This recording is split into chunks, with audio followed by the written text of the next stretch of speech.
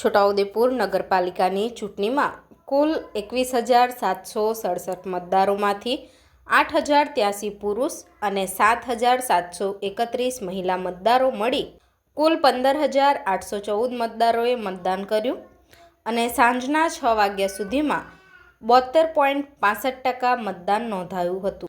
ઉલ્લેખનીય છે કે ગત ટર્મ 2018ની સ્થાનિક સ્વરાજની ચૂંટણીમાં 85% જેવું મતદાન થયું હોય, જેની જગ્યાએ ચાલુ વર્ષે 72.65% મતદાન થયું છે।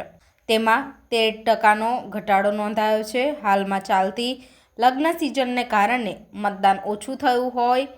આમ તો નગરપાલિકાની ચૂંટણીમાં મતદારો સવારથી જ ઉત્સાહભેર મતદાન કર્યું હતું, પરંતુ જોવું રહ્યું કે 99 ઉમેદવારોમાં કોણ જીતે છે અને કોણ હારે છે તે તો 18મી ફેબ્રુઆરીએ જ खबर पड़से। दर्शक मित्रों, अभी तक आपने पिठोरा समाचार यूट्यूब चैनल सब्सक्राइब नहीं की है तो कृपया सब्सक्राइब करें ताकि देश व दुनिया की हर खबर आपको मिलती रहे। धन्यवाद।